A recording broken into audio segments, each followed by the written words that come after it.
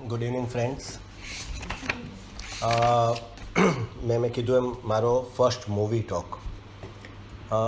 Movie ટોકની ઈચ્છા ઘણી વખત થાય, પણ એવો ફિલ્મ કે આમ થાય કે કંઈક મિનિંગફુલ હોય, કોઈ એવી એની અંદર એવી વાત હોય જે મેસેજ સ્પ્રેડ કરતી હોય, તો એમ થાય કે કરીએ. પછી પાછી બુક ટોક કરીએ કે બીજું કંઈ કરીએ, એટલે એ રહી જતું હોય.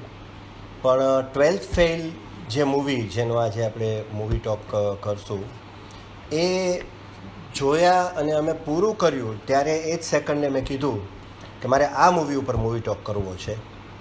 અને ફીલ એ થયું કે ભાઈ વરસમાં નહીં પણ કદાચ દાયકામાં 10 વર્ષે એકાદ મૂવી, 2 મૂવી જે આવતા હોય એવું આ મૂવી મેં જોયું છે. એટલે એટલું સારું લાગ્યું મૂવી. અને મારો સન સિનેમેટોગ્રાફી ભણે છે, મને પોતાને મૂવીઝનો શોખ છે, એટલે ટેકનિકલી પણ એ મૂવી જોયું ત્યારે એના બધા પાસા એટલા બધા બ્રિલિયન્ટ લાગ્યા કે એમ થયું કે નહીં, આ મૂવી ખરેખર એટલું દિલથી બનાવેલું છે, છતાંય ટેકનિકલી સાઉન્ડ છે. અને ઘણી બધી ચીજો એની અંદર એવી છે કે જે આપણને ખરેખર એવું થાય કે આવા મૂવીઝ બનવા જોઈએ. નથી બની શકતા એના રીઝન્સ અલગ હોઈ શકે. કોમર્સ સૌથી મોટું રીઝન છે કે આવા મૂવીઝ કદાચ ચાલે ઓછા છે, એટલે જે બનાવનાર હોય એને એ પ્રોબ્લેમ નડતો હોય.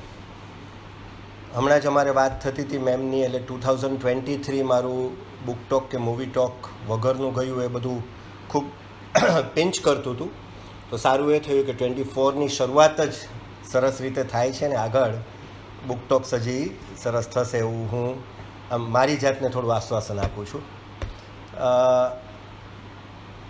ઘણા મૂવીઝ આપણને ઘણીવાર ઇન્સ્પાયર કરે. લક્ષ્ય છે, 3 ઇડિયટ્સ છે, કે ઉડાન છે, જય ભીમ કરીને હમણાં મૂવી લાસ્ટ યર આવ્યું, ન જોયું હોય તો જોવા જેવું.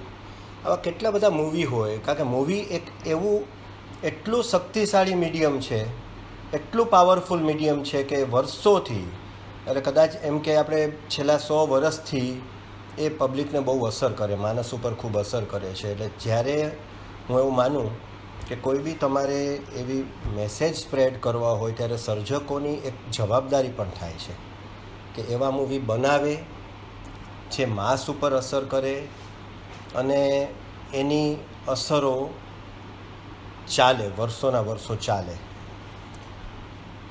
આ મૂવીના producer, director, script writer, one of the script writer એ વિધુ વિનોદ ચોપરા છે. બધા જ લોકોએ કદાચ નામ સાંભળ્યું જ હશે. અને એમના અગાઉ આવેલા મૂવીઝ જે એમણે પ્રોડ્યુસ કર્યા છે, અમુક ડિરેક્ટ કર્યા છે, 3 ઇડિયટ્સ છે, મુન્નાભાઈની સિરીઝ છે, પીકે છે, 1942 અ લવ સ્ટોરી છે, મિશન કાશ્મીર છે, કરીબ છે, ખૂબ સારા મૂવીઝ આપ્યા છે. સોશિયલ અવેરનેસ અમુક મૂવીઝમાં હોય છે. એના કરતાં બી સ્ટ્રોંગ વાત એ છે કે આટલા વર્ષોના આટલા મૂવીઝ બધા જ ચોખ્ખા મૂવી છે, સારા મૂવી છે, તમે ફેમિલી સાથે જોઈ શકો એવા મૂવી છે. જેની અંદર આજે જે આપણે ઓટીટી પ્લેટફોર્મ ઉપર ઘણી ચીજો જોતા હોઈએ અને જે પ્રોબ્લેમ્સ થાય, જે તકલીફો આપણને લાગે, ભાષાથી માંડી, સીનથી માંડીને અમુક અનનેસેસરી બધી બાબતો, એ આ માણસના મૂવીઝ એક પણ મૂવીઝમાં એક પણ વખત નથી આવી. એટલે આટલા વર્ષો ઓલમોસ્ટ 1980ની આસપાસથી કરી અને આજે 50-45 વર્ષ કન્ટિન્યુઅસ સારા ચોખ્ખા મૂવી આપવા, એ પણ એક બહુ સારી બાબત કહેવાય. આ મૂવી જ્યારે અત્યારે બહુ ચર્ચામાં છે, કારણ કે IMDb એક એવું પ્લેટફોર્મ છે, એક એવું એન્ટરપ્રાઇઝ છે જે વર્લ્ડ આખાના મૂવીઝને રેટિંગ આપે છે, એનાલિસિસ કરે છે અને બહુ જ ઓનેસ્ટ અને નિષ્પક્ષ ગણાય છે. કોઈની શરમ કે ક્યાંય બાયસ થયા વગર એ રેટિંગ આપતું હોય છે. આજ સુધીના ટોટલ ઇન્ડિયન મૂવીઝમાં હાઈએસ્ટ રેન્કિંગ આ મૂવીને મળ્યું, 9.2 આઉટ ઓફ 10, જે ઇન્ડિયન કોઈ પણ મૂવીઝનું હાઈએસ્ટ રેન્કિંગ છે. સર્જકને જ્યારે વિધુ વિનોદ ચોપરાને એક ઇન્ટરવ્યૂમાં પૂછવામાં આવ્યું કે તમે આ મૂવીની અંદર અગર 2-4 સોંગ નાખ્યા હોત, થોડુંક કાંઈ કોઈ કોમેડિયનને મૂક્યો હોત, થોડુંક એને આમ રસપ્રદ બનાવ્યું હોત, થોડું કંઈક એવા પાસા મસાલો એડ કર્યો તો સર તમને નથી લાગતું આ ખૂબ ચાલત? ત્યારે એણે બહુ સરસ જવાબ આપ્યો. એ કે મારી એજ 71 થઈ, હું કદાચ 100 વર્ષ જીવું તો બહુ આરામથી જીવી શકું, એટલા પૈસા હું 3 ઇડિયટ્સ કે મુન્નાભાઈ એ બધામાંથી કમાણો છું. આ સ્ટોરી જ્યારે પણ મેં વાંચી અને જ્યારે આ પાત્ર, બિકોઝ આ ટ્રુ સ્ટોરી છે, મનોજ કુમાર શર્મા જે આઈપીએસ છે એની રિયલ સ્ટોરી છે, એને હું મળ્યો. આખી વાત સાંભળ્યા પછી મને એ અંદર એટલે સુધી આ ટચ કરી ગઈ કે મેં નક્કી કર્યું આ મૂવી બનાવવું છે અને મારે જેવી રીતના બનાવવું હતું એ જ બનાવ્યું. મારે હવે પૈસાની કોઈ રિક્વાયરમેન્ટ નથી અને હોત તો પણ આ મૂવીમાં હું છેડછાડ ન કરત. એ કે આ તમને કદાચ એક વાક્યથી મારી વાત સમજાશે કે હું જ્યારે ડેથ બેડ ઉપર હોઈશ, મારા છેલ્લા શ્વાસ ગણતો હોઈશ, તો 1942 લવ સ્ટોરી ને 3 ઇડિયટ્સ ને એ બધા મારા મહત્વાકાંક્ષી મૂવી હતા, જેને મેં બહુ લાર્જ સ્કેલ એવા કેનવાસ ઉપર રચ્યા હતા કે જેની અંદર અમારે આમ સપનું હતું. પણ મારી સામે મને 12th ફેલનું પોસ્ટર જોશે મારી બેડરૂમની દિવાલ ઉપર લાગેલું, જેને જોતાં હું મારો છેલ્લો શ્વાસ લઉં ને આંખ બંધ કરું, આ મારી વિશ છે. આ મૂવી મને એટલું નજીક છે. અને એ જ્યારે આપણે મૂવી જોઈએ ત્યારે આપણને સમજાય છે કે શું કામ એ સર્જક એવું બોલે છે. કારણ કે મૂવીના અલગ અલગ પડાવો, અલગ અલગ એના જે કંઈ પાસાઓ, જે સ્ટેજે એ વાર્તા જાય છે અને વાર્તા નથી, રિયલ સ્ટોરી છે. એટલે કદાચ ન ખબર હોય તો ફિક્શન એટલા માટે લાગે કે રિયલ સ્ટોરીમાં એક માણસ આટલું ફાઇટિંગ સ્પિરિટ આ લેવલે એ કરી શકે એ આપણે બિલીવ ન કરી શકીએ. અને એ આઈપીએસ જે છે મનોજ કુમાર શર્મા, 2 દિવસ પહેલાં એનો પણ હું ઇન્ટરવ્યૂ જોતો હતો. બહુ સરસ મજાની એને વાત કરી કે મારી વાઈફ જે ડેપ્યુટી કલેક્ટર એ વખતે હતી અને અમે બે મેરેજ કર્યા પછી સ્પષ્ટ હતું, હું ઓલરેડી આઈપીએસ બની ગયો હતો, કે ભાઈ આપણા બેની સેલેરી કેટલી હશે, આપણે ઘર વસાવવાનું છે, કુટુંબને પાળવાનું છે, છોકરાઓ થશે, આગળ એમને ભણાવવાના છે. તો એ કે ગોલ્ડ અને ડાયમંડ્સ ને સિલ્વર ને એ બધું લેડીઝોને જનરલી એમની ખરીદીની એક વસ્તુઓમાં આવતું હોય. તો મેં કીધું ભાઈ એ બધું એટલું મોંઘું છે તો આપણે લઈ નહીં શકીએ, શું કરશું? કે મારી વાઈફે એક જ સેકન્ડમાં સહજતાથી જવાબ આપ્યો કે આપણે ક્યારેય નહીં લઈએ, શું કામ ચિંતા કરો છો? આપણે જે છીએ એ છીએ, આપણી ઈમાનદારી આપણે છોડવી પડે એવું કોઈ કારણ દૂર દૂર સુધી આપણે ઊભું જ નથી થવા દેવું. તો કે આજે 19 વર્ષ અમારા મેરેજ નથી, અમે કોઈ બી જ્વેલરી શોપના પગથિયું નથી ચડ્યા. વાતો બધી નાની છે પણ જો આપણે એના મિનિંગ સમજીએ તો એટલા બધા ઊંડા છે. કારણ કે આજે ઠેક ઠેકાણે ક્યાંય પણ ભ્રષ્ટાચાર શું કામ થાય છે? કારણ કે ટીવી સિરિયલની અંદર જ્યારે કોઈ એક માણસ, એક છોકરી ટીવી જોતી હોય, ઘરના સેટ જોવે, પહેરેલા દાગીના જોવે, તેની ઈચ્છા થાય મારે જોઈએ છીએ. આવક એ નથી અને એ વસ્તુ જોઈ છીએ, એનો ઇમ્બેલેન્સ એ જે આજે સમાજમાં ફ્રસ્ટ્રેશન લાવે છે. ત્યારે રિયલ શું છે, રિયલ જિંદગી શું છે, એ આ મૂવીના કેટલા બધા પાત્રો, કેટલા બધા એલિમેન્ટ એ મેસેજ સ્પ્રેડ કરવાની કોશિશ કરે છે કે ખરેખર જિંદગીની અંદર શું સત્ય છે. કે આજે એનો ફેમિલીનો જે સપોર્ટ, જે એકબીજા વચ્ચેનું અન્ડરસ્ટેન્ડિંગ, પ્રેમ, આવી ઘણી બધી બાબતો છે. અને સૌથી મોટું સરસ મૂવીની અંદર કાસ્ટિંગ, એક્ટર્સ બધા. વિક્રાંત મેસી તો બધા જ લોકો કદાચ ઓટીટી ઉપર ઘણી બધી મૂવીમાં આવ્યો છે એટલે ઓળખતા જ હશો.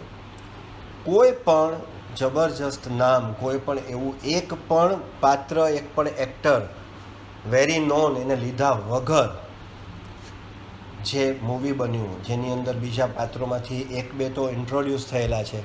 દાખલા તરીકે ફિલ્મની જે હિરોઈન છે એ જ, પ્લસ ગૌરીભાઈ કરીને એક પાત્ર છે જે હજી ઓટીટી ઉપર 2 સિરિયલ્સમાં આવ્યો છે, અંશુમાન પુષ્કર, પછી પ્રિયાંશુ બેનર્જી જે એની અંદર દુષ્યંત સર ડીએસપી બને છે, અનંત જોશી કરીને છે જે પાંડેનો રોલ, એના ફ્રેન્ડનો રોલ અદા કરે છે. બધાના કેરેક્ટરાઇઝેશન એટલા સ્ટ્રોંગલી લખેલા છે ને એક્ટિંગ એટલી સરસ છે કે આપણે મૂવીની અંદર ક્યારે પણ એવું નથી લાગતું કે આ પાત્ર ક્યાંય ગૂંચવાયેલું છે. પાત્રનું પોતાનું કેરેક્ટર એટલું સ્પષ્ટ છે. સ્ક્રિપ્ટ રાઇટિંગ મારો સબ્જેક્ટ છે એટલે હું એ વિચારી શકું આ મૂવી જોઈને કે સ્ક્રિપ્ટ રાઇટિંગની અંદર એક સીન, એક ડાયલોગ વધારે ઓછો નથી, એની પાછળ એટલી બધી મહેનત લીધેલી છે. નો ડાઉટ આ બધી ટેકનિકલ વસ્તુઓ છે, આપણે એની અંદર બહુ નહીં પડીએ. ટેગલાઇન મને બહુ ગમી અને મેઇન તો એનું જોનર મને બહુ ગમ્યું કે આજે આર્ટ ફિલ્મ જે પહેલાં બનતી ન ગમતી અને કંટાળાજનક લાગતી, મસાલા ફિલ્મ બનતી તો નકરો મસાલો છે, અથવા કોઈક વખત કોઈ એવી બાયોપિક એવી બની જતી કે ડોક્યુમેન્ટરી બની જાય. આ ત્રણેયના કોમ્બો હોવા છતાં એ ત્રણેય જોનરથી અલગ આ મૂવી છે કે કોમર્શિયલ છે છતાં નથી, આર્ટ છે છતાં નથી, ડોક્યુમેન્ટરી એટલે કે બાયોપિક છે છતાં નથી. આ બેલેન્સ એ સર્જકની ખાસિયત છે. ટેગલાઇન છે હાર નહીં માનુંગા, એના પોસ્ટર ઉપર આ શબ્દ, આ વાક્ય જે જબરજસ્ત રીતે આ મૂવીમાં બતાવવામાં આવ્યો છે ત્યારે એમ લાગે કે ટેગલાઇન આટલી ને આ જ હોવી જોઈએ. અને 12th ફેલ નીચે લખેલું છે રીસ્ટાર્ટ. આપણે મોબાઈલે રીસ્ટાર્ટ કરતા હોઈએ છીએ, મોબાઈલ જનરલી હેંગ થાય કે ક્યાંક ગૂંચવાય એટલે આપણે રીસ્ટાર્ટ કરીએ. સેમ આની અંદર મેસેજ આપેલો છે કે ક્યાંય બી ગૂંચવાવ છો તો જિંદગીનો અંત નથી, આ છેલ્લું નથી. રીસ્ટાર્ટ કરો, મોટામાં મોટી બાબત કેમ ન હોય, રીસ્ટાર્ટ કરો. અને ખરેખર આપણે આપણી લાઈફની કદાચ પ્રેક્ટિકલી દરેક લોકોને નાની મોટી મુશ્કેલી, નાના મોટા સંજોગ, નાના મોટા એવા વસ્તુઓ આપણા જીવનમાં આવતી જ હોય, આપણે ફેસ કરતા જોઈએ, ત્યારે એ બહુ મોટી લાગતી હોય. આજે મારે તમારી સાથે ઝઘડો થઈ જાય તો એ મોટો લાગે, પણ અઠવાડિયા પછી આપણે બે વિચાર કરીએ ને ત્યારે એમ લાગે કે આટલા નાના કારણસર આપણે ઝઘડ્યા. એટલે ખરેખર રીસ્ટાર્ટ કરો છો ને આગળ વધો છો, મૂવ ઓન કરો છો. લાઈફ છે એ ચાલતી જાય છે તો કેટલી બધી મોટી લાગતી વસ્તુઓ એ ખરેખર નાની હોય છે, આપણે એને કારણ વગરના ઇમ્પોર્ટન્સ આપી દેતા હોઈએ છીએ. એ આ મૂવીની અંદર બહુ સ્ટ્રોંગલી રિફ્લેક્ટ કરવામાં આવ્યું છે. સ્ટોરીની એટલે કે મૂવીની શરૂઆત આમ સિમ્પલ રીતે છે. આ મૂવીનું એક પાત્ર છે જે પાંડે કરીને, જે મનોજ કુમાર શર્મા એટલે કે હીરો, એનો ફ્રેન્ડ હોય છે. એ નેરેટર પણ છે. શરૂઆત બી એના જ અવાજથી થાય છે અને મૂવીનો એન્ડ પણ એના જ અવાજથી થાય છે. નેરેશનની અંદર એ બોલે છે કે 1997 પડદા ઉપર લખેલું આવે છે અને એમ કે ચંબલનું એક ફૂલ નાનું બિલગાંવ, એ ગામની વાર્તા છે. પહેલો સીન જે લેવાય છે એ હોય છે કે અગાસી ઉપર હીરો એટલે કે મનોજ કુમાર શર્મા એ લખતો હોય છે ને બુકમાંથી એક્ઝામની ચિઠ્ઠીઓ બનાવતો હોય છે. સ્ટાર્ટ ત્યાંથી થાય છે. અને અગાસીની નીચે એટલે કે આંગણામાં એમના ફાધર એની ડોટરને એટલે કે આ હીરોની સિસ્ટરને એક કવિતા શીખવાડતા હોય છે કે હાર નહીં માનુંગા, રાર નહીં ઠાનુંગા. એ હજી વાત ચાલતી હોય છે. ઓફિસનો ચપરાસી આવે છે, ગવર્મેન્ટ ઓફિસનો, અને એમ કહે છે કે તું અહીંયા બેઠો છો, તારું તો હું સસ્પેન્શન લેટર લઈને આવ્યો છું. એટલે દાદી ખાટલા ઉપર બેઠી હોય છે, હીરોની દાદી. એ એના ફાધરને એટલે એના છોકરાને પૂછે છે કે કાલ શું થયું? તો કે કાલ ઓફિસની અંદર ઓલું મારી પાસે ખોટી સાઇન કરાવવા માગતો હતો ને, તો મેં ઉપાડીને એને ચપ્પલ ઠોક્યું ને એટલે મારું સસ્પેન્શન લેટર ટાઈપ કર્યું છે. એટલે દાદી બોલાવે છે ઓલાને ચપરાસીને, અરે કે આવ શું થયું? પ્રેમથી બોલાવે છે. ઓલો નજીક જાય છે ને એટલે હાથ પકડી લે છે. અને હીરોનો નાનો ભાઈ કમલેશ દો નાલી લે કે આવો, ઉડા દે ઇસકો. મારો છોકરો આટલો ઈમાનદાર છે અને તમે એને ભ્રષ્ટાચારી સાબિત કરીને સસ્પેન્શન લેટર કાઢો છો. અને ઓલો બે નાળી લઈ આવે છે. એ ચંબલનો મિજાજ બતાવે છે. આપણે ભારત એવો દેશ છે કે જેની અંદર એટલી બધી વિવિધતા છે કે બાર ગાવે બોલી બદલાઈ. આપણી ગુજરાતી ભાષામાં જે કીધેલું છે એ આપણે એકચ્યુઅલ ફીલ કરીએ જ્યારે ફરવા જઈએ. ગુજરાતમાં ગુજરાતી જોરાવરસિંહ જાદવના મતે 21 રીતે બોલાય છે, નહીં પ્રચલિત રીતો, એની પાછી સબ રીતો હોય અલગ. એટલે બાર ગાવે બોલી બદલાય એવી રીતના એક એક એરિયાના મિજાજ બદલાય છે. આ ડીએનએ બતાવે છે. એમપીનો છેડો અને યુપીની બોર્ડર એ ચંબલ છે, જે વર્ષો સુધી ડાકુઓ માટે ફેમસ રહ્યું. અને ડાકુ શું કામ બનતા? તો કે જમીનદારે જમીન છીનવી લીધી, નહોતા આપતા, તો અમે કાં એ મારી નાખત કાં અમે બંદૂક લઈને નીકળી ગયા ન્યાય માટે. ખરેખર બાઘી શબ્દ હતો. એ લોકોને કોઈ ડાકુ કે એ પસંદ નહોતું. એ બાઘી હતા. અમે બળવો કર્યો છે ખોટી સિસ્ટમ સામે. અહીંયા પણ એ જ છે, મિજાજ બતાવે છે, ડીએનએ છે કે આ છે, અને એ જ એ લોકોની સર્વાઈવલ ઇન્સ્ટિંક્ટ છે. આજની તારીખમાં યુપીએસસીમાં પાસ થનાર 70% એ જ એરિયાના હોય છે. આપણને એમ થાય કે ગુજરાતના કેમ વધારે નથી હોતા, કારણ કે ગુજરાત સમૃદ્ધ રહ્યું છે પહેલેથી. અહીંયા ક્યારેય સર્વાઈવલ ઇસ્યુ આવતું નથી. આ નહીં મળે બહાર નીકળીશ તો બીજું કામ મળી જશે.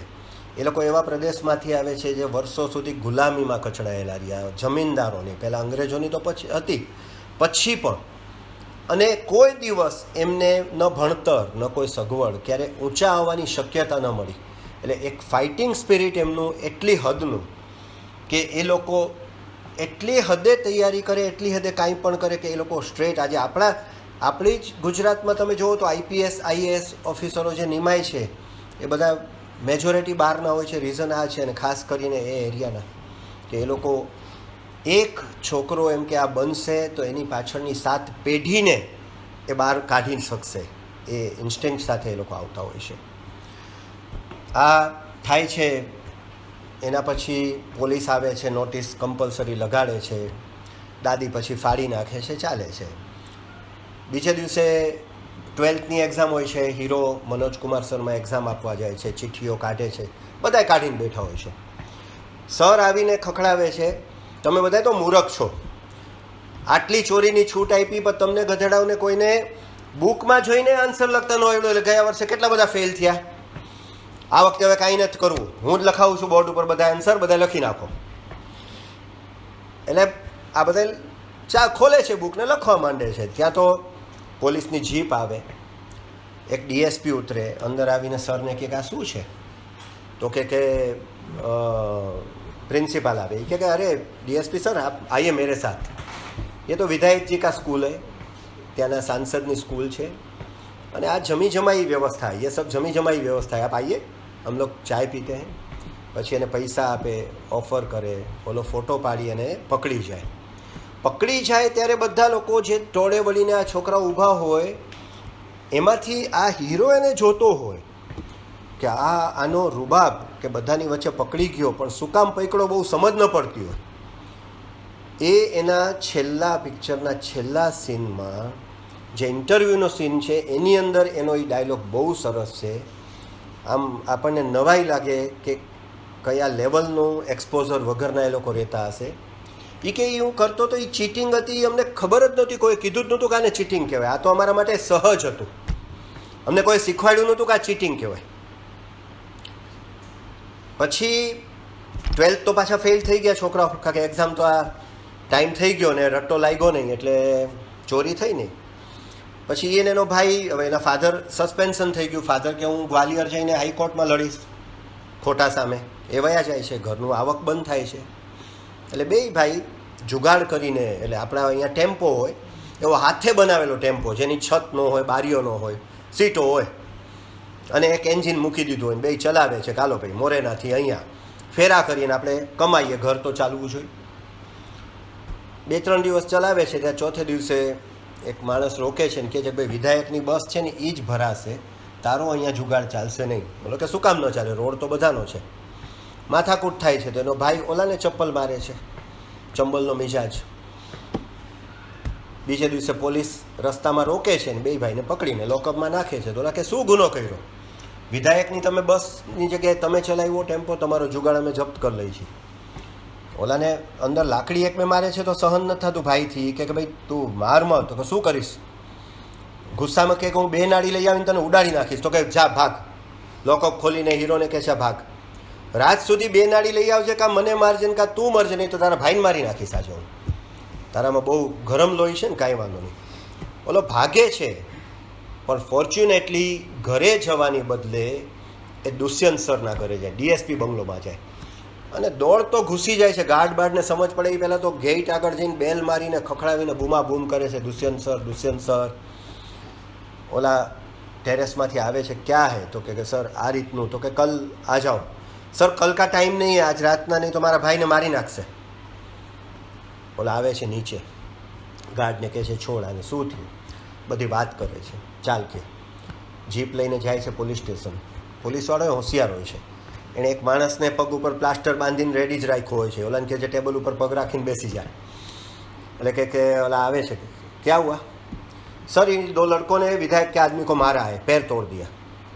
એટલે દુષ્યંત સર ઓલાના હાથમાંથી લાકડી લઈને ઓલાના પગ ઉપર એક મારે છે, ઓલો ભાગે છે કે આનો પેર તૂટ્યો છે એમ.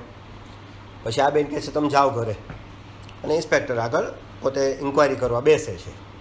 આ ચાલતા ચાલતા ઘરે નીકળે છે તો જીપ આવે છે એમની, તો કે ચલો હું ઘરે છોડી દો. બેસે છે, રસ્તામાં પૂછે શું કરસ, તો કે સર 12th એક્ઝામ આપતો હતો પણ તમે આવ્યા ને એટલે ચોરી ન થઈ શકી એટલે હું ફેલ થયો. અમે ટેમ્પો ચલાવતા હતા. ઉતરે છે ત્યારે ઓલો કહે છે સર એક વાત પૂછું, તો કે હા. મારે કે તમારા જેવું બનવું છે, તો હું શું કરું, તો મારા જેવું, તો કે હા સર મારે તમારા જેવું બનવું છે. એટલે આવું ઘણા લોકો પૂછતા હોય એટલે એને ડીએસપીને જરાક સ્માઇલ કરીને કહે છે કે બેટા ચીટિંગ છોડની હોગી, આટલું કહીને એ વયો જાય છે. અને એને એટલે એક આપણને સહજ દેખાય કે ભાઈ આ ઘણા પૂછે ને હું કહું છું, પણ ક્યાં આ બધું થશે એમ. આને રજીસ્ટર થઈ જાય છે કે ચીટિંગ છોડવાની છે. પછી તો બીજી 12th એક્ઝામ આવે છે બીજા વર્ષે, અને આખો ક્લાસ ચોરી કરતો હોય છે, કાંક ઓલાની બદલી થઈ ગઈ હોય છે, એ તો થવાનું જ હોય. આ એક જ હોય છે જે ચોરી નથી કરતો, એટલે આખો ક્લાસ ફર્સ્ટ ડિવિઝનમાં પાસ થાય છે, આ 3rd ડિવિઝનમાં પાસ થાય છે. પછી ઘરે જઈને કહે છે કે મારે ડીએસપી બનવું છે. એટલે એનો ભાઈ બુક આપે છે કે તારે પીસીએસની એક્ઝામ આપવી જોઈએ, એટલે ગ્વાલિયર જવું પડશે. તો આ કે હું જઈશ. કાંઈ ખબર નહીં પીસીએસ એટલે શું, કેમ દેવાય, ગ્વાલિયરમાં શું કરીશ, કાંઈ ખબર નહીં. તો દાદી બોલાવે છે મારા રૂમમાં આવો. રૂમ કહેતા ઘર, રૂમ, રસોડું બધું એક જ હોય છે, એક જ રૂમ, જેમાં રસોડું, જેમાં ઘર, જે કાંઈ કહ્યું એ. દાદી કહે છે દરવાજો બંધ કર, મારો પટારો કાઢ. પટારો કાઢે છે, એમાંથી દાદી એક ડબ્બો કાઢે છે. આટલો ડબ્બો પૈસાથી ભરેલો, રૂપિયાની નોટોથી ભરેલો. તો આ ચમકી જાય છે, કારણ કે એક સાથે રૂપિયા એટલા ઘરે જોયા જ નથી હોતા. એટલે એ કહે છે દાદી આ શું, તો કે આખી જિંદગીની મારી પૂંજી છે, એક રૂપિયો કરીને બચાવી છે. જા વર્દી પહેરીને આવજો. ડબ્બો આપે છે. આ એટલો ભોળો હોય છે, સહજ, કારણ કે એની જિંદગીમાં કહું છું ને કોઈ એક્સપોઝર. આજે જે ગામડાઓ આપણે કદાચ ગુજરાત જે આઝાદી પછી હતું એ તો આ 2000માં ગામડું હતું જેની અંદર ગટર, પાણી, લાઇટો એ કોઈ વ્યવસ્થા જ નહોતી. એ થેલો ભરે છે, ઉત્સાહમાં ને ઉત્સાહમાં ગ્વાલિયરની બસમાં બેસે છે. બાજુમાં એક લેડી એના છોકરા સાથે બેઠી હોય છે, એને ઉત્સાહમાં કહે છે કે મેં પીસીએસ की એક્ઝામ દેને જા રહા હું. ઓલું આટલું નાનું બચ્ચું રમાડતી હોય છે, એને સ્માઇલ કરે છે, અને પછી ઊંઘી જાય છે, થાક્યો હોય છે. સવારના ઓલો ગ્વાલિયર ઉઠાડે છે, આ સૂતો હોય છે, અને કંડક્ટર ઉઠાડે છે, બસ ખાલી થઈ હવે ઉઠતું. ઉઠીને આમ હાથ કરે છે ને તો થેલો નહીં. અરે કે મારી બેગ ક્યાં ગઈ? કંડક્ટર કે કઈ બેગ? કે અહીંયા લાલ બેગ હતી. તો કે એ તો તારી બાજુમાં લેડી હતી, લઈને ઉતરી ગઈ. તો ઓલો ભાગે છે નીચે કે ક્યાં ગઈ? પાછો કંડક્ટર બોલાય. એ તો એ કે 1 કલાક પહેલાં ગામ આવ્યું ત્યાં ઉતરી ગઈ છે. મને એમ કે તારી જાણીતી હશે. અને આની જે હાલત રિયલ સેન્સમાં આપણે સમજીએ, પણ મૂવી એટલે જોજો કે એ એક્સપ્રેશન જોજો. આજે એને ક્રિટિક્સનો બેસ્ટ ફિલ્મફેર એવોર્ડ મળ્યો, કારણ કે ક્રિટિક્સનો જ મળે, રિયલ એવોર્ડ્સ ન મળે આવા લોકોને. અને અનફોર્ચ્યુનેટલી રિયલ એવોર્ડ્સ જેવા મૂવી સમાજમાં ન આવવા જોઈએ એવા મૂવી માટે મળે છે પાછા. એટલે આની શું હાલત હશે એ આપણે કદાચ કલ્પના કરી શકીએ કે ભાઈ પહેરેલે કપડે, હાથમાં એક બુક છે, જેની પાસે ન ખીચામાં પૈસા છે, ન કપડાં છે, કાંઈ જ નથી, ને ગ્વાલિયર આવી ગયો છે. આખી રાત એ પસાર કરે છે ક્લાસની સામે, જે ક્લાસ એને જોઈન કરવાના હોય છે, ફૂટપાથ ઉપર. સવારના ક્લાસ ખુલે છે, હજી પટ્ટાવાળો બધું છાંટી, અને એ બધા ઓલા બોર્ડ ઉતારતો હોય છે. તો એ કહે કે મારે ક્લાસ જોઈન કરવા છે. તો કે જોતો નથી હું બોર્ડ ઉતારું છું. તો કે કેમ? તો કે પીસીએસ કેન્સલ થઈ ગયું. તો કે કેમ? તો કે ગવર્મેન્ટ પાસે પૈસા નથી, એટલે હવે 2-3 વર્ષ એક્ઝામ નહીં લેવાય. તો કે એમ થોડી ચાલે. એનો સવાલમાં એટલી નિર્દોષતા હોય છે કે ભાઈ આમ હું એ કે એના માટે આવ્યો છું એમ, પણ ઓલા કે ગવર્મેન્ટ છે, ગમે એ ચાલે, ગવર્મેન્ટ ગમે એ કરી શકે. આ માણસની એ વખતે વ્યથા એ હતી કે હાર નહીં માનુંગા. જો એ વાક્ય એના જીવનમાં ન હોત તો એ પાછો વયો જાત બસ પકડીને કે ભાઈ હાલો હવે નથી થવાનું, આવી ગયો છું ઘરે. હા તો કે દાદીએ મને પૂંજી આપી, આખું ઘર મને એ કહીને નીકળું તું વર્દી પહેરીને આવજે. મેં દુષ્યંત સરને જોયા, હવે હું પાછો તો નહીં જાઉં. રેલવે સ્ટેશન પાસે એ બેસે છે, 2 દિવસ ભૂખો બેસે છે. પાછળ જ રેલવે સ્ટેશનની કેન્ટીનમાં જે રેસ્ટોરન્ટ હોય આમ જોયા રાખે. પેટમાં 3 દિવસની ભૂખની આગ, પણ ચીટિંગ નથી કરવું, બીજું કાંઈ એની પાસે કામ નથી, કોઈ ઓળખતો નથી, કાંઈ જ નથી. 3જા દિવસે હિંમત કરીને અંદર જાય છે અને ગલ્લા ઉપર જે ભાઈ હોય છે એને કહે છે મને બહુ ભૂખ લાગી છે. આ સીન જે કહું છું ને એ આંખમાં ત્યારે આંસુ આવી જાય આપણા, કારણ કે એ બતાવવાની સર્જકની તાકાત છે કે એ 3 દિવસનો ભૂખો છે, એ બતાવવાની તાકાત છે. એ કહે છે મને કાંઈ પણ કામ આપજો, હું કરી લઈશ, મને ખાવાનું જોઈશે. બોલો કે બેસી જા, થાળી આપાને. એ બેસે છે, સામે પાંડે જે આપણા આમાં છે પાત્ર, એ સામે બેઠો હોય છે અને પાંડે નેરેટરે છે. એટલે એ કે હું ખાતા જોઈ રહ્યો 5 મિનિટમાં કોઈ માણસ થાળી કેમ સફાચટ કરી શકે. થાળી સફાચટ કરી નાખે છે, ઊભો થઈ હાથ બાથ ધોઈને જાય છે કે હવે મને કામ આપો. તો કે કાંઈ કામ નથી, તું જા. તો કે ના એમ નહીં, હું એમને એમ તો નહીં ખાઉં, કારણ કે હવે દુષ્યંત સરે કીધું છે ને ચીટિંગ નહીં કરતો, ચીટિંગ છોડી દેજે. એટલે હવે જિંદગીમાં પ્રમાણિકતાનું એટલું જબરજસ્ત સ્ટેમ્પ લાગી ગયું હોય છે કે ના હું એમને એમ નહીં. તો કે પણ તું માથું ખાવા નથી કાંઈ કામ. તો કે ના એમ થોડી જાઉં, હું એમને એમ ખાવા નહોતો આવ્યો. એટલે ઝઘડી પડવાના ઓલા ઉપર એટલે આવે છે કે ના મારે નથી જ જોઈતું. હવે તો કોઈ પણ જિંદગીમાં ચીજ મારે ફ્રીની કે ચીટિંગની કે કોઈ એવી તો જોઈતી જ નથી. આ બતાવે છે કે એનું જે પરિવર્તન અથવા એનું જે ઇન્સ્ટિંક્ટ જાગ્યું છે એ શું છે. ત્યાં ઓલો પાંડે બૂમ મારે છે, અરે મેં દે દૂંગા પૈસા. તો તું ક્યું દોગે? અરે ઓલો કે ઊભો રહે ને ત્યાં ઓલા પપ્પાનો ફોન આવે છે પાંડેનો, हाँ पिताजी पीसीएस तो कैंसिल हो गई, अब मैं दिल्ली जा रहा हूँ और यूपीएससी की एग्ज़ाम दूंगा और अभी यूपीएससी बन जाऊंगा. तो आ तो सांभळतो હોય છે, પાંડેવાલાના પૈસા આપે છે. તો કે 1 मिनट ये यूपीएससी क्या है? तुझे क्या यूपीएससी पता नहीं है? तो कि ना. तो कि पीसीएस क्यों देने चला था? तो वो तो डीएसपी साहब बनते हैं. तो कि ये पीसीएस में आईपीएस बनोगे तो वो उसका बाप है. तो कि मुझे आप टिकट का पैसा दे दीजिए, मैं आपको लौटा दूंगा, आप मुझे लेके चलिए साथ में. तो રેસ્ટોરન્ટ વાળો કહે છે એ કે શું કરીશ ભાઈ આ જઈને? કાંઈ છે નહીં તારી પાસે, ખાવાનું નથી, પૈસા નથી, કાંઈ. એ કે મેં કર લૂંગા. અરે કે કેમ કરીશ તું? એક્ઝામ વાંચવાનું કેમ? એ કે ગમે એ કરી લઈશ. તો કે ન કરે, કે નહીં ન કરી શકશું, કરીશ જ, હાર નહીં માનુંગા, મેં કર લૂંગા. પાંડેનું નેરેશન ત્યારે મસ્ત મૂક્યું છે કે मेरे मन ने बोला मत ले यार, पंगा मत ले इसको, लेकिन इतना अड़ियल था, मेरे दिल ने कहा ले ले इसको. લઈ લે છે. દિલ્હી પહોંચે છે. દિલ્હી પહોંચીને એ લોકો પગ રિક્ષામાં મુખર્જીનગર જાય છે, જ્યાં બધા ક્લાસીસ હોય છે. એ જોઈ અને એક વખત તો આના હાજા ગગડી જાય છે. સ્ટુડન્ટોના ઢગલા, દુનિયા આખી, આ બધાય આના માટે આવ્યા છે, આમાં હું શું કરીશ? પણ હોય છે કે ના મારે કરવું છે, સવાલ જ નથી, મારે કરવું છે ને હું કરીશ. એટલે એ રાત તો એ પાંડે સાથે ગુજારે છે. પાંડે તો ફર્સ્ટ ક્લાસ એક ફ્લેટ રાખીને બેઠો હોય છે. સવારના પાંડે જે ટી સ્ટોલવાળો હોય છે, છોકરાને કહી રાખ્યું હોય છે, સવારના પોરમાં શેમ્પેન મંગાવે છે. આ બી એક પ્રતીક છે પિક્ચરમાં કે જે સગવડવાળા છોકરાઓ જાય છે, એ સગવડ તો મળે છે પણ એ બાને શું કરે છે અને એમના માટે એની વેલ્યુ કેટલી છે.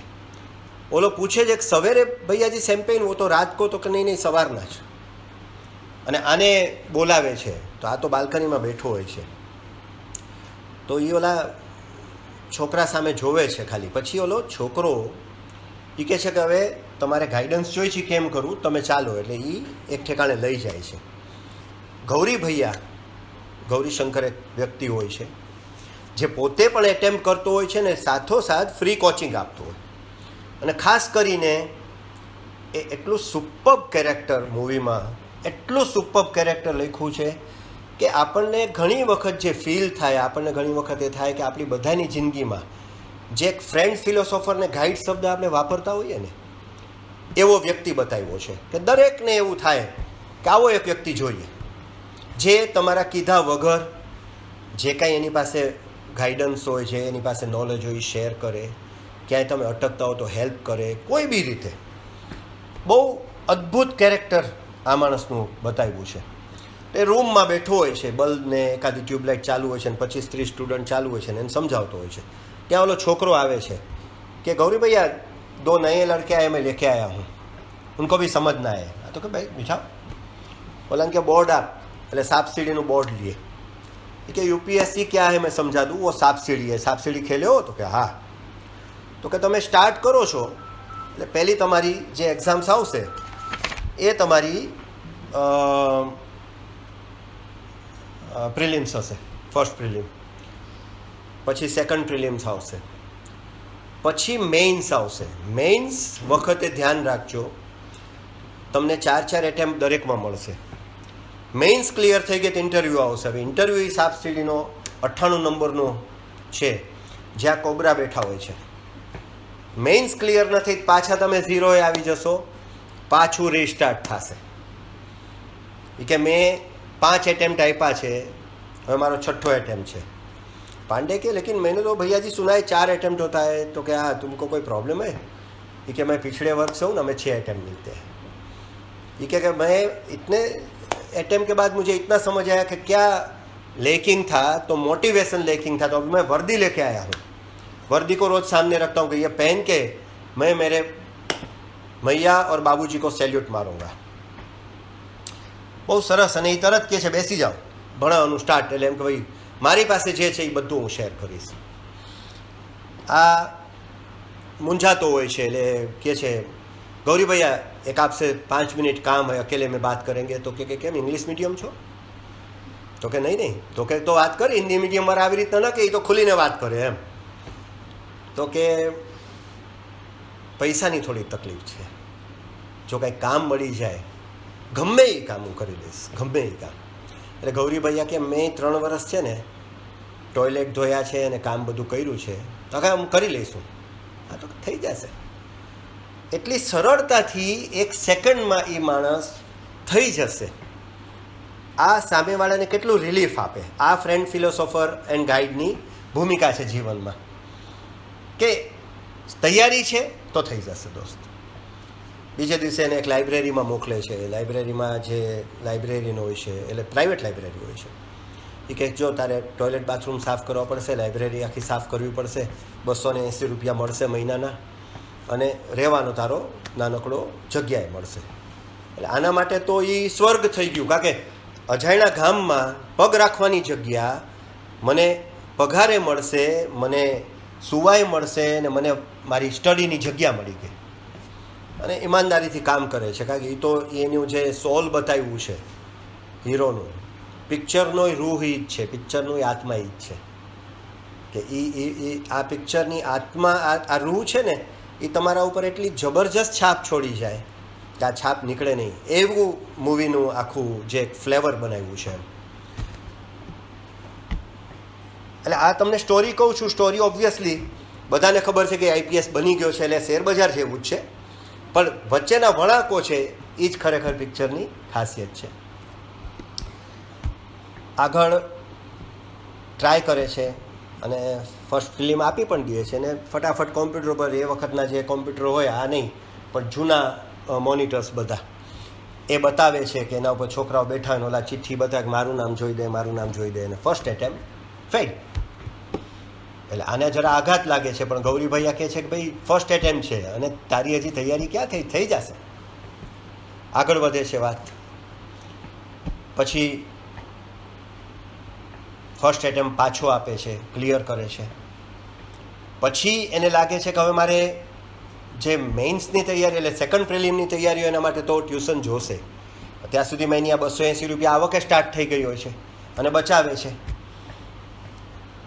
એક ટ્યુશન ક્લાસમાં જાય છે કે મેં બહુ નામ સાંભળ્યું છે, ઓલા એકદમ પ્રોફેશનલ સરસ સમજાવે છે કે અમારું A to Z છે, હિન્દી અને ઇંગ્લિશ મીડિયમ બેયને અમે ભણાવી આ તે. તો કહે છે કે ભાઈ 1200 રૂપિયા એડવાન્સ આપ. તો આ 680 રૂપિયા આપે છે કે આટલા છે, હું બાકી કિસ્તોમાં ચૂકવીશ. એટલે ઓલી જોઈ રહી છે એ ઓનરની ડોટર હોય છે કે 680 પછી 500 વિસા હજી કિસ્તોમાં આપશે. તો એ કહે છે કે વાંધો નહીં, તું અંદરવાળાને હેલ્પ કરાવવા ફોટો લગાડે છે. હા કે કામ ગમે એ કે જો હું કરીશ. ફોટો લગાડે ને તો દીપ મોહન કરીને એક છોકરો હોય છે જેણે ફર્સ્ટ ફિલ્મ પાસ કર્યું હોય છે. અને પાંડે હોય છે એ ગૌરી ભૈયાની બદલે ત્યાં ઘૂસી ગયો હોય છે કે ભાઈ આની પાસે આ વિનર આ છે, આ જીવનનું ફ્લેવર છે કે બધાને વિનર જોઈએ છે, લૂઝર કોઈ નથી જોઈતા. લૂઝર વિનર વચ્ચે ઘણી વખત ફરક એક માર્કનો જ હોય છે. પણ લેબલને આજે આપણે વધારે માનતા હોઈએ છીએ એ બી આ પિક્ચરમાં બહુ સરસ રીતે બતાવ્યું છે. એટલે એ દીપ મોહનનો ફોટો કે લગાડો આ ક્લાસમાંથી, તો ઓલાને ખબર હોય છે કે દીપ મોહન તો આ ક્લાસમાંથી નથી. ત્યાં જ એક છોકરીને એના ફાધર એડમિશનની વાત કરતા હોય છે ને ઓલો આવે છે कि मैडम कुछ मिस्टेक हुआ है, ये दीप मोहन साहब तो यहाँ नहीं पढ़े हैं, मैं उनको पहचानता हूँ. तो ओली ઊભી થઈને જાય છે કે તું ચૂપ થા, અંદર ચાલ. એ કે ફિલ્મ એક્ટર જે કોલ્ડ ડ્રિંક પીવે એ ખરેખર પીતા હોય, એ એડવર્ટાઇઝ હોય, માર્કેટિંગ હોય. અમે દીપ મોહનને 1.5 લાખ રૂપિયા આપ્યા છે આ માર્કેટિંગના. એ ક્યાં ભણે એ પ્રશ્ન ન હોય, પણ એ અમારું માર્કેટિંગ ઓલું છે, એટલે તું શાંતિથી કામ કર, અવાજ નહીં કરતો. તો ઓલા બહાર બેસે છે તો ઓલી છોકરી પૂછે છે, એ હિરોઈન હોય છે આપણી, શ્રદ્ધા પિક્ચરમાં નામ છે, કે ये क्या कर रहा था लड़का. એટલે ઓલો પાછો બહાર આવે છે કે ये दीप मोहन सर यहाँ नहीं पढ़े, ये लोग चीटिंग कर रहे हैं. એટલે ઓલી છોકરી ઊભી થઈ જાય છે, એ અમે यहाँ એડમિશન નહીં લેના આય. ઓલી ખારી થાય છે ઓનરની ડોટર કે તું નીકળ. તો કે મારે એડવાન્સ આપો, તો કે એડવાન્સ ન મળે. તો ઓલી છોકરી કહે છે ન શું કામ મળે, ક્યારે આપ્યા, તો કે 5 મિનિટ પહેલાં કે આપવા જ પડે. એટલે ઓલી આપે છે, બહાર જાય છે. તો છોકરીને ફાધર જતા હોય છે ને તો આ કહે છે मैं यहाँ 1 साल से हूँ, लाइब्रेरी है उसके अंदर मैं काम करता हूँ, कभी भी कुछ गाइडेंस चाहिए तो आना. એટલે ફાધર કહે છે હા कुछ જરૂર હોગી તો આएंगे. નીકળી જાય છે. તરત 2-4-5 દિવસ પછીનો સીન આવે છે. વરસાદ પડતી હોય છે, આ લાઇબ્રેરીમાં બધું સાફ કરતો હોય છે અને છત્રી લઈને છોકરી આવે છે. બહુ સોફ્ટ મુમેન્ટ છે, કારણ કે જે ગામડામાંથી જે રીતના આ છોકરો આવ્યો હોય છે, આની સામે કોઈ એજ્યુકેટેડ સારી છોકરી આવે અને વાત કરે, એ આના માટે સપના જેવું હોય છે. રિયલ સેન્સમાં આને જે બતાવ્યો છે એના માટે આ કલાકારની મહેનત એટલી છે કે 1 મહિનો શૂટિંગ ચાલુ થયા પહેલાં એ ગામડામાં રહ્યા. એ 45 ડિગ્રી એમાં એણે ચામડી તપવા દીધી અને એ ટેન થઈ ગઈ. અહીંયા બધા એને ચાઠા પડી ગયા, કારણ કે રિયલ બતાવવું હતું. 10 દિવસ પછી વિધુ વિનોદ ચોપરાને લાગ્યું કે આ જરાક વધારે પડતું થાય છે, એટલે કે હવે વિક્રાંત રહેવા દે, હવે તું કેપ બેપ પહેરવા માંડ, કારણ કે આ રિવર્સ નહીં થાય ને.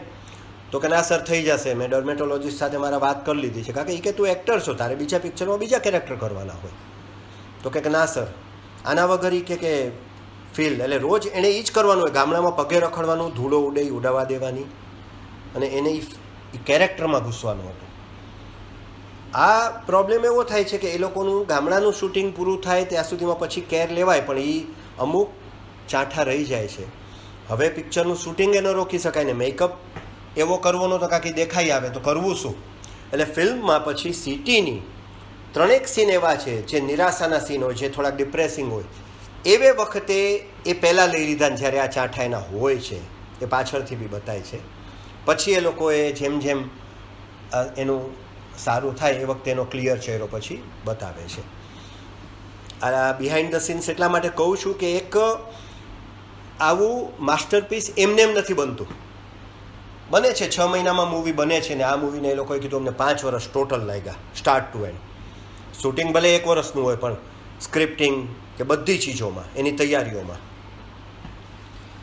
શ્રદ્ધા આવી એની સાથે વાત કરે છે તો આના મનમાં ત્યારે જે ખુશી હોય છે એ અવર્ણનીય એટલે હોય છે કે કોઈ એક છોકરી આવી રીતના વાત કરે, એમાં એના હાથમાં લાઇબ્રેરી સાફ કરતી વખતે એરોનોટિકલ એન્જિનિયરિંગની એક બુક હોય છે, અને શ્રદ્ધા પૂછી બેસે છે કે તે એન્જિનિયરિંગ કર્યું છે, અને આ એક થોટમાં એ હા પાડે છે. શું કામ કે એને એમ થશે કે હું ના પાડીશ ને હું શું ભણ્યો છું ખબર પડશે તો આ છોકરી મારી પાસે બીજી વખત આવશે નહીં. એને ગુમાવવી નથી હોતી, થોટ પ્રોસેસમાં નથી હોતું, ખોટું નથી બોલવું હોતું, એનું પ્રમાણિકતા ત્યાં જ ઊભી હોય છે. અનાયસ રીતે એ હા નીકળે છે, એના પછી એ ચર્ચા નથી કરતો ક્યાંથી શું કોઈ ચીજની. એની વાતને એ સ્ટેમ્પ લગાવવાની કોશિશ નથી કરતો, પણ અનાયાસે નીકળેલી હા એ ત્યાં સુધીમાં લાઇબ્રેરિયન એને વઢે છે કે ભાઈ રદ્દી વેચી આવ્યો એટલે પાછા કામે લાગી જાય છે. ત્યાં શ્રદ્ધા બોલે છે એ કે मैंने दूसरा कोचिंग क्लास ढूंढा है और हम लोग मैं वहाँ जाने वाली हूँ, तो कि मैं भी आऊँगा, કોચિંગ ક્લાસની તો જરૂર છે જ. કોચિંગ ક્લાસની અંદર એ જાય છે. હવે એની અંદર છે મૂવીની અંદર વિકાસ જે સર કોચ છે વિકાસ દિવ્યકીર્તિ, સોશિયલ મીડિયા ઉપર કદાચ તમે ફોલો કરતા હો તો બહુ અફલાતુન માણસ. રિયલ સેન્સમાં એ વ્યક્તિએ ફર્સ્ટ એટેમ્પમાં આઈએએસ બન્યા હતા. જોબ લીધા પછી જોબ છોડી કે ના આના કરતાં મારે વિદ્યાર્થીઓને વધારે જરૂર છે મારા એક્સપિરિયન્સની કોચિંગમાં વયા ગયા. અને યુટ્યુબ ઉપર એમની આજની તારીખમાં ફ્રી ઓફ ચાર્જ ચેનલ યુપીએસસીના ગાઈડન્સ માટે, જે લોકો ફી ભરીને નથી આવી શકતા એ લોકો ગાઈડન્સ મેળવે. અને રિયલ સેન્સમાં એ માણસ લાઈફને કેમ સમજ્યો છે એ આપણે એને જ્યારે સાંભળીએ ત્યારે ખ્યાલ આવે. તો એનો ક્લાસ હોય છે, એ નામ બોલે છે મનોજ કુમાર શર્મા. તો આ ગભરાતો આવે છે કે મેં પહેલા જ દિવસે શું કર્યું, પણ એ કહે છે કે ભાઈ આ ટેરરિઝમ ઉપર તે લખ્યું છે, તો કે હા, તો કે આટલા મેં એસેસ ચેક કર્યા પણ આવો એસે મેં જ જોયો. એટલે એ કહે કે હું તને 1 ચોકલેટ આપું, બધાને ખુશ થાઉં તો તને 2 ચોકલેટ આપું છું. આટલી સરસ સ્ટાર્ટ થાય છે. શ્રદ્ધાને આની કેમિસ્ટ્રી થોડી આગળ ચાલતી બતાવે છે. પછી એ લોકો થોડુંક એની અંદર પિક્ચરમાં એમની ઈ જર્નીને થોડીક લાઇટ મુમેન્ટ બતાવી છે કે ચાયના ટપરી ઉપર બેઠા હોય પાંડેને બધા, ત્યારે શ્રદ્ધા ઓલી ગેમ રમતો એમાં ટ્રુથ એન્ડ ડેરમાં આવે તો એ ગીત ગાય. એ ગીત માટે પણ વિધુ વિનોદ ચોપરાએ આ છોકરીઓ જ્યારે 10,000 છોકરીના ઇન્ટરવ્યૂ લીધા પછી એક્ટિંગની રીતે બાયફર્ગેટ કરીને એમાંથી આ છોકરી એટલે સિલેક્ટ કરી મારે સાથે ગાઈ શકતી હોય એવી છોકરી જોઈ છે, જેનો વોકલ સરસ હોય ને એની એક રિક્વાયરમેન્ટ હતી. એટલા માટે કે એક આખા પિક્ચરમાં ડાયરેક્ટ ગવાતું 4 લાઇનનું આ એકમાત્ર ગીત, ઇનડાયરેક્ટ બેકગ્રાઉન્ડ સ્કોર અથવા ગીત એવા મૂક્યા છે પણ એ ગીત કમર્શિયલ ટાઈપના નહીં, રીસ્ટાર્ટ ટાઈપના નહીં એવા, પણ આ 4 લાઇન એ ગવાય, એ છોકરી ગાય ત્યારે એ ડબિંગ નથી થયું, એકચ્યુઅલ લોકેશન ઉપર ડાયરેક્ટ શૂટ થયું છે વિધાઉટ ઓર્કેસ્ટ્રા, વિધાઉટ આ. એટલે મૂવીઝ જે રીતના બનતા હોય એની અંદર આવા એક્સપેરિમેન્ટ ઓછા થતા હોય એ એણે કર્યા છે. કેમિસ્ટ્રી આગળ વધે છે, બંનેની દોસ્તી સરસ ગાઢ થાય છે. પાછો એ જ સરના ક્લાસમાં એક એરોનોટિકલ સમજાવતા હોય છે ને ક્વેશ્ચન પૂછે છે કે કોને આવડે છે, તો શ્રદ્ધા ઊભી થઈને કહે છે કે આ શરમાય છે, આને આવડે છે, આ તો એરોનોટિકલ એન્જિનિયર છે. અને સર એમ કહે છે કે मैंने पढ़ा, मुझे जब तक याद है तुम तो BA पढ़े हो विथ हिंदी लिटरेचर, तो लोग કે હા. અને શ્રદ્ધાને એવું લાગે છે કે આણે મને ચીટ કર્યું અને શ્રદ્ધા એનાથી થોડી દૂર થઈ જાય છે. અને આના માટે આ ડિપ્રેસિંગ મુમેન્ટ હોય છે. એટલે જે અપ એન્ડ ડાઉન આપણે કહીએ લાઈફની, કારણ કે આ થાય છે એના થોડા સમયમાં લાઇબ્રેરિયન એની સાથે ઝઘડો કરે છે કે રદ્દી વેચી તો ઓછા પૈસા કેમ આવ્યા, તો આ કે કેમ ઓછા પૈસા, પૂરા પૈસા 1200 કિલો આટલી હતી અને આટલા ભાવે, તો એ કહે ના ગયા વર્ષે તો આટલા આવ્યા હતા. કે સર ગયા વર્ષે વધારે હતી. તો કહે છે ના તું ચોર છો, તારો બાપે ચોર હશે, ને આ ગુસ્સે થઈ જાય છે. પાછો ઓલો મિજાજ 1 સેકન્ડ માટે ઉછળે છે ને ચપ્પલ કાઢે છે, પાછું મૂકે છે કે સર હું ચોર નથી, અને ત્યાંથી નીકળી જાય છે. હવે રહેવાનું નથી, પગાર નથી, એની ફ્રેન્ડ પણ નથી, આખી સપોર્ટ સિસ્ટમ તૂટે છે. પણ ફાઇટર ઇન્સ્ટિંક્ટ હોય છે ને ગામમાં આટલો ટાઈમ વસેલો હોય છે. એક ચક્કી ગોતે છે, એ બી ક્યાં, એવો એરિયા જ્યાં 4 વ્હીલ તો જઈ જ ન શકે એવી ગલીમાં, પતરા ઉપર, એટલે એક ઘર ઉપર પતરાના આટલા આનાથી નાના એરિયામાં ચક્કી ચાલતી હોય, જ્યાં કોઈ એર સર્ક્યુલેશન જ ન હોય. અને આટલા ઓટા ઉપર એણે સૂવાનું, એનું ભણવાનું, અને એમાં કામ ચાલુ કરે છે કે ભાઈ મારે કરવાનું જ છે. એ કામ કરે છે પણ એને અંદર શ્રદ્ધા યાદ આવે છે. વાતમાં શ્રદ્ધા એક વખત કીધું હોય છે કે ક્યાં રહેશ, તો કે હું મસૂરી રહું છું. મસૂરીમાં ક્યાં? અરે કે આ પોઈન્ટ ઉપર એક ઉપર રસ્તો જાય, 50 ડગલા ચાલો ને એટલે મારું ઘર આવી જાય, મસૂરી પહોંચે છે. એનો પ્રેમ હોય છે. મસૂરી પહોંચે છે, બેલ મારે છે, નौकर दरवाज़ो खोले છે तो કે श्रद्धा है तो कि नहीं वो तो बाहर गए हैं. तो કે अच्छा मैं उनसे बात कर सकता हूँ, मुझे इनका नंबर मिलेगा. तो वो लोग के अंदर आओ, ફોન લગાડે છે ઓલી કે મેરેજમાં ગઈ હોય છે. શ્રદ્ધા એની સાથે વાત કરે છે તો કે તારા સેકન્ડ પ્રિલિમનું શું થયું? કે હું ફેલ થઈ ગયો.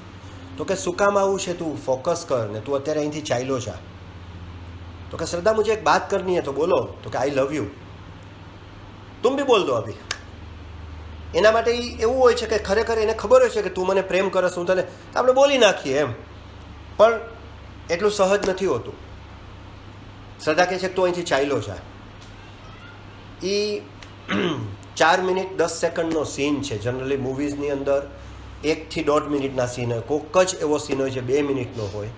4 મિનિટ 10 સેકન્ડનો સીન વિધુ વિનોદ ચોપરાને ખબર નથી કે હું આટલો લાંબો સીન લઈ રહ્યો છું, પણ એના એક્સપ્રેશન, એની એક્ટિંગ અને એક જ સીનની અંદર જે એણે કરી બતાવ્યું છે તો એને કટ કહેવાનો ખ્યાલ ન રહ્યો ને આખો સીન એક સરખો લેવાઈ ગયો.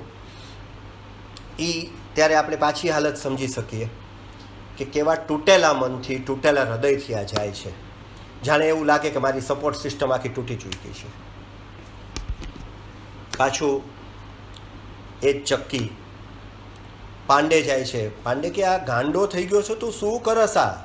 તો કે પાંડે નહીં, મને કરવા દે, મારે, હું ભણું છું ને. એના ફાધર ત્યાં આવે છે, નહીં એની વચમાં ગામ જાય છે. તો ઓલા ગામ જાય છે તો બધાનું પૂછે છે, તો રૂમમાં જાય કે દાદી ક્યાં? તો કે દાદીનું દેહાંત થઈ ગયું. તો આ બૂમ મારે છે, મને કેમ કીધું નહીં? તો કે નહીં, માએ ના પાડી હતી કે ભાઈ તારું ભણવાનું ન બગડે. તો માં ક્યાં? તો કે આપણી ગાય હતી ને વેચીને એને જ ચરાવવા જાય છે. માં આવે છે એ કે બેટા એટલી હું અત્યારે રાજીપામાં છું, જો તારો ભાઈ 3જા ગામમાં નોકરી કરે છે, દાડી કરે છે, તારી બેને આખું ઘર સંભાળી લીધું છે, હું જે ગાયની આપણે સેવા કરી એની જ હું સેવા કરું છું, મને કાંઈ તકલીફ નથી. અને આ કહે છે કે માં ખોટું ન બોલતા આવે તો ન બોલતું. એ કે મને રિયલાઇઝ કેમ નથી કે તમે આ તકલીફમાં હશો, હું પૈસા મોકલાવીશ હવે. એ કે તારે કામે નથી જવાનું. કારણ કે એને ખબર હોય છે શું કઈ હાલતમાં ઘર છે. અને એ ત્યાં જઈ અને ચક્કીમાં જે 7 કલાક કામ કરતો એની જગ્યાએ 15 કલાક કામ કરવાનું સ્ટાર્ટ કરી દે છે અને ઘરે પૈસા મોકલવાનું સ્ટાર્ટ કરે છે. 15 કલાક રોજના કામ, 6 કલાક ભણવાનું ને 3 કલાક સૂવાનું, આ એનું રૂટીન થઈ જાય છે. હાર નહીં માનુંગા. એક દિવસ ફાધર એના મળવા આવે છે કે આ કઈ હાલતમાં છો તું, કઈ હાલતમાં? કાંઈ નથી કરવું. એ કે બોરિયા બિસ્તર બાંધ. આ કે કેમ રેસ તું આ નરકમાં? ચાલ કે ગામ વયા જઈએ. હું કે ચૌહાણના પગ પકડી લઈશ, બીજના કાળા બજારી ભલે ને કરતા એ લોકો, આપણે કરશું, ખૂબ પૈસા છે. નહીં બાબુજી, आप लड़ाई लड़िए, मैं घर को मैं संभाल रहा हूँ. आपने क्या बोला था? हार नहीं मानूंगा, रार नहीं ठानूंगा. અને એ બોલે છે. ફિલ્મમાં લાઇટિંગના ઉપયોગ આવા સીનોમાં સુપર્બ લીધેલા છે, સુપર્બ. કે એ જ વખતે એના ફેસ ઉપર જે લાઇટ આવે, એના ફાધર બોલતા હોય ત્યારે બેકગ્રાઉન્ડમાં અંધારું હોય, એ તમને સારા નરસા, કાળા સફેદનો ભેદ સમજાવે. પ્રતિકાત્મક બહુ સરસ સીન્સ બધા લીધેલા છે. ફાધર જાય છે, એક દિવસ શ્રદ્ધા મળવા આવે છે, અને આ શ્રદ્ધા એટલે એ કહે કે તું અહીંયા hatte. પછી યાદ આવે છે કે બેસવાનું કહો, બેસવાનું ક્યાં કેવું, એટલે પાછું એક સ્ટૂલ સાફ કરી બેસાડે શ્રદ્ધાને. શ્રદ્ધા કહે છે હું તારું રિઝલ્ટ જોઈને આવી, તે સેકન્ડ પ્રિલિમ ક્લિયર કરી લીધી. કે वो तो होना ही था, मुझे पता था. પણ એ કે હવે તારી મેઇન્સ છે. હા કે મને ખબર છે, હું કરી લઈશ. તો કે કેવી રીતના કરીશ? પ્રિલિમ્સમાં તારા ઓપ્શનલ ટીક હોય, ઓલામાં તો તારા લાંબા જવાબ હશે, કેવી રીતના કરીશ? તો કે ના કરી લઈશ. તો કે નહીં કરી શક, તું સમજવાની કોશિશ કરી. કે હું તને એક રિક્વેસ્ટ કરું, કારણ કે આટલા ટાઈમમાં એ ઓળખી ગયો છે કે આ સોમાની કેટલો છે. એ કે હું તને એક રિક્વેસ્ટ કરું, તું અત્યારે મારી પાસેથી પૈસા લે, પછી મને આપી દે છે. તને કે પૈસાની મારે જરૂર નથી. તો કે તારે જરૂર છે? તો કે નહીં એવું નથી, મારી ઉપર ઘણી જવાબદારી છે. તો કે મને ખબર છે, પણ તું અહીંથી નીકળ, કે હું ન નીકળી શકું. તું સમજ, હું ન નીકળી શકું. આ મારે મારું ઘર પોષવાનું છે ને આ કરવાનું છે. શ્રદ્ધા આપણે બે. એ કે સોરી હું તારા સાથે રૂટ થઈ હતી. તો કે એ સારું થયું, એટલે મેં ફોકસ મેળવ્યું. પણ હું એ કે આ તો શ્રદ્ધા ઘણું કહે છે, નથી માનતો. અને સરવાળે થવાનું હોય છે એ થાય છે અને એની પ્રિલિમની એટેમ્પમાં મેઇન્સની એટેમ્પમાં ફેલ થાય છે. ફેલ થાય છે, બીજી એટેમ્પમાં ફેલ થાય છે, ત્રીજી એટેમ્પમાં ફેલ થાય છે. હવે એક જ એટેમ્પ બાકી અને ગૌરીભાઈ આવે છે એક દિવસ.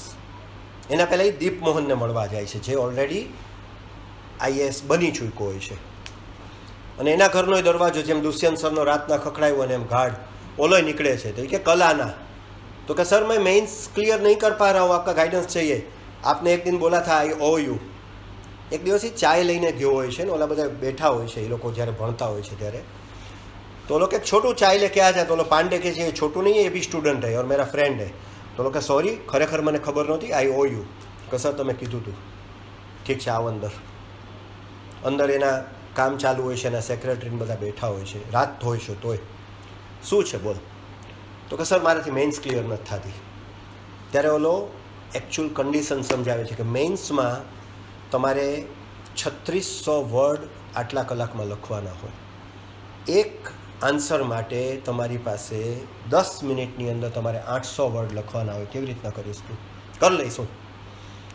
કેવી રીતના કરીશ હું? કરી લઈશ સર. ઓકે, પેન પેપર આપે છે. આખે કંઈ સબ્જેક્ટ આપો. તારું નામ શું છે? કે મનોજ કુમાર શર્મા. લખ. ટાઈમર સ્ટાર્ટ કરું. એ કે સર આ તો મારું જ પોતાનું સહેલું છે. આ કે કરે છે ટાઈમર સ્ટાર્ટ.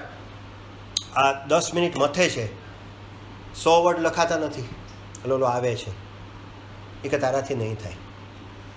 આ જાય છે અને પછી એ રાતના શ્રદ્ધાને એ ચાયની ટપરી ઉપર 2 વાગે બેઠા હોય છે ગૌરીભાઈ પાસે અને પાંડે આવે છે અને પાંડે કહે છે कि तेरे से नहीं होगा, देख नवल ने कर लिया. इसकी ज़िंदगी में कोई श्रद्धा जैसी डिस्टर्बेंस कोई नहीं था, डिस्ट्रैक्शन कोई नहीं था. અને શ્રદ્ધાને ખરાબ લાગે છે અને શ્રદ્ધાને એમ લાગે છે કે ના મારે સાચી વાત છે, આનાથી જરા દૂર થવું જોઈએ. એને ઊભી થઈને ચાલવા માંડે છે અને આ પાછળ જાય છે. ત્યારે એ કહે છે કે તે એક વખત મને કીધું હતું ને ફોન ઉપર મનોજ કે હું એક વખત હા કહી દઉં તો તું દુનિયા ઉલટ પુલટ કરી નાખીશ. તો કે તું દુનિયા ઉલટ પુલટ કરી નાખ. મનોજ આઈ લવ યુ બતાવી દે, પણ હવે તારી એક્ઝામ થયા પછી આપણે મળશું. અને આ ત્યાં જ પછી ગૌરીભાઈ કહે છે એ કે હવે આપણે ચાન્સ નથી લેવો. અને એના માણસ જે હોય છે એને કહે છે કે મારો રૂમ ખાલી કર, ચક્કી બંધ કર. ઓલો કે નહીં ગૌરીભાઈ કે અવાજ નહીં કરતો, નહીં તો મારીશ અહીંયા નહીં. હું આ પૈસા બધા ડબલ લઈશ તારી પાસેથી. રૂમમાં આવતો રહે. અને પછી એને રૂમ મળે છે, ખાવાનું મળે છે અને એ તૈયારી કરે છે. અને તૈયારી કરી અને એ મેઇન્સમાં નીકળે છે. અને હવે આવે છે ઇન્ટરવ્યૂ. ગૌરીભાઈ આ શ્રદ્ધાને કહે છે અચ્છા શ્રદ્ધા ત્યારે ઓલરેડી એની એક્ઝામ પાસ કરી અને ડેપ્યુટી કલેક્ટર બની ગયો છે. અને શ્રદ્ધાને કહે છે કે હવે આના વાળ બાળ કપાવ, માણસ જેવો બનાવ અને ઇન્ટરવ્યૂ માટે લઈ જા. ઇન્ટરવ્યૂ માટે લઈ જાય છે. ત્યાં બેસે છે 25-30. કારણ કે શરૂઆતમાં જ ગૌરીભાઈએ એક મેથેમેટિક્સ સમજાવ્યું હોય છે કે હિન્દી મીડિયમના દર વર્ષે 2 લાખ સ્ટુડન્ટો આવે છે. એમાંથી ફર્સ્ટ પ્રિલિમ 2000 ક્લિયર કરે છે અને ઇન્ટરવ્યૂમાં તો 25 જ જણા હોય છે, જેમાંથી 4 કે 5 લોકો ઇન્ટરવ્યૂ ક્લિયર કરે છે. એટલે દર વર્ષે 2 લાખમાંથી 5 જણા ખાલી, એટલે પર્સન્ટેજમાં ન આવે. ઇન્ટરવ્યૂની ઓલી ચિઠ્ઠી નીકળે છે કે કયા રૂમમાં એણે જવાનું છે. એટલે પિયુન જે એને લઈ જતો હોય છે કહે છે કે ઓહ तुम तो मेहता के क्लास में आए, मैंने तुम्हारा अभी देखा, तुम 12th फेल हो, बाद में तुमने किया, तो बता देना कि तुम्हारे दादा या दादी का अवसान हुआ था, સચ કુછ મત બતાના. આ સાંભળતો હોય છે. ટાઈ સૂટ પહેરવું હોય છે અને આ બધું કટતું હોય છે, કારણ કે જિંદગીમાં એણે કોઈ દિવસ પહેર્યું નથી હોતું. અને ઇન્ટરવ્યૂ આપે છે. હું ઇન્ટરવ્યૂનું એક પણ વર્ડ એટલે નહીં કહું કે મૂવી જોજો. મૂવી ક્યારેક નથી જોવાતું કોઈ કારણસર, અથવા મે બી કોઈને પસંદ નથી, બની શકે, તો છેલ્લો ઇન્ટરવ્યૂને એ 25 મિનિટ જોજો. આ અપીલ એટલે કરીશ કે હું એક પણ વર્ડ નહીં કહું. આ ઇન્ટરવ્યૂ એ આજના હિન્દુસ્તાનની ઝલક છે. આપણે જાણીએ અજાણીએ કેટલી બધી રોંગ ચીજોને જાણે અજાણે, પાછું કહું છું, પોષતા હોઈએ છીએ, આપણે એ કરતા હોઈએ છીએ, આપણી એ સિસ્ટમની અંદર હોઈએ છીએ, આપણે પ્રોત્સાહન આપતા હોઈએ છીએ. આપણને ખબર નથી કે નાના નાના એ ઇનજસ્ટિસ, નાના નાના ભ્રષ્ટાચાર એ આજના સમાજનું બિલ્ટઅપ કરે છે. અને એ જ સમાજ એની વચ્ચે આપણે રહીએ છીએ અને પછી આપણે કમ્પ્લેન કરીએ છીએ કે આવું શું કામ થાય છે. આજના યુવાનો, હું 6 મહિના પહેલાં હું પીડીએમનો સ્ટુડન્ટ છું, એ બાને એ લોકોએ 8 સ્ટુડન્ટોને સિલેક્ટ કર્યા હતા કે તમે નવા વર્ગને કંઈક મોટિવેશન આપો. એમાં મને સિલેક્ટ કર્યો હતો, હું ગયો હતો. ત્યારે વાતચીત થતી હતી ને પૂછ્યું કે શું બનવું છે. 70% છોકરાઓના હાથ એટલે ઊંચા થયા કે અમે આઈધર કોન્સ્ટેબલ બનશું કે તલાટી બનવું છે કે આવું.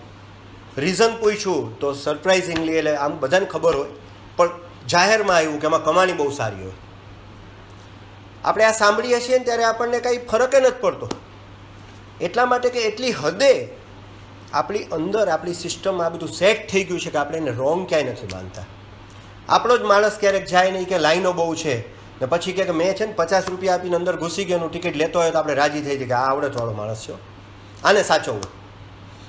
આપણે શું કરીએ છીએ આપણને ખબર નથી. આ ઇન્ટરવ્યૂ એનો સ્ટાર્ટ ટુ એન્ડ એ જોવા જેવું છે. અને રિઝલ્ટ બધાને ખબર છે, પણ રિઝલ્ટનું એક પોઈન્ટ કે ટોપર હોય છે. નો ડાઉટ જ્યારે ઇન્ટરવ્યૂ પૂરો થાય છે ત્યારે જે ઇન્ટરવ્યૂ લેનાર 5 જણાની કમિટીમાં મેઇન હોય છે એને ચોખ્ખું કહી દે છે કે તારા જેવાનું કામ નથી, લીવ, એટલે તું તો નકામો જ છો. વાર્તા આપણને ખબર છે એટલા માટે ટ્રુ સ્ટોરી છે, આના ઉપરથી આ બન્યું છે. પણ જે જમી જમાઈ વ્યવસ્થા આજે આપણે ફીલ કરતા હોઈએ બધી બાજુ, આવા એટલા બધા એલિમેન્ટ છે. મારી પાસે ઘણું બોલવા જેવું છે પણ ટાઈમ પૂરો થઈ ગયો છે. પણ એટલીસ્ટ એવું લાગે છેલ્લે જ્યારે એ ટોપર છે એવું ડિક્લેર થાય અને એક કવિતા આવે છે, ખાલી 6 લાઈન હું બોલીશ કે ટૂટે હુએ તારો સે ફૂટે બસંતી સ્વર. વાસંતીનો, વસંતનો સ્વર તૂટાયેલા તારામાંથી. આ બધા તૂટેલા તારા છે. ફિલ્મમાં એક ડાયલોગ છે જ્યારે સારા ઘરનો એક છોકરો કહે છે કે ભેड़ बकरियों की तरह ये लोग चले आते हैं और देश का रिसोर्स बर्बाद करते हैं, बनने वाले तो है नहीं. ને ત્યારે ગૌરી ભૈયા એને કહે છે કે આ ભેડ બકરી છીએ અમે. કાકા અમને જિંદગીમાં મારા ફાધર કે ટ્રક ચલાવે છે, કોઈ ખેતી કરે છે 45 ડિગ્રીમાં, એટલે મજૂર છે, એની પાસે અમારે ભણાવવા માટે પૈસા નથી, અમે એ જ ભણ્યા છીએ, કોઈ એક્સપોઝર નથી, અમારી પાસે કોઈ સગવડ નથી. પણ આ ભેડ બકરીમાંથી એક બને છે ને ખાલી ક્યારે, તો અમને લાગે છે અમારા બધાની જીત થઈ. ટૂટે હુએ તારો સે ફૂટે બસંતી સ્વર, પથ્થર કી છાતી મેં ઉગ આए નવ અંકુર. પથ્થરમાં અંકુર ઉગે છે. પ્રાચી મેં, क्षितिज ઉપર, પ્રાચી મેં અરુણામાં કી રેખ દેખ પાતા હું. રેખ એટલે લાઈન, સૂરજ ઉગવાની. રેખ દેખ પાતા હું, ગીત નયા ગાતા હું, ગીત નયા ગાતા હું. આવો એક વ્યક્તિ જ્યારે બહાર આવે ત્યારે નવું ગીત સર્જાય છે. આશા રાખીએ કે આવા મૂવીઝ બને, આવા માધ્યમો જે પબ્લિકને માસ અપીલ કરે એવા માધ્યમો આવે. જે કલ્ચર જે બગડેલું છે, આપણે કેટલી બધી કમ્પ્લેન્સ કરતા હોઈએ છીએ, એ સુધારો આવા જ પ્રયાસોથી થશે ને એમાં આપણે બધાએ ઇન્ડિવિજ્યુઅલ એક વ્યક્તિ શું કરી શકે એવું નથી હોતું ક્યારે પણ. અને રોટરીમાં આપણે ઘણી વખત એ ફીલ કરીએ કે એક વ્યક્તિ પણ ઘણું કરી શકે છે. આવું ઘણા પ્લેટફોર્મ હોય ન હોય બધી રીતે, પણ પ્રયાસ આપણે એટલીસ્ટ એવો કરીએ કે આપણે પણ એક દીવો પ્રગટાવીએ અને ટ્રાય કરીએ કે એ દીવો પણ એટલો ઉજાસ આપે કે આજુબાજુ તો અજવાળું કરીએ.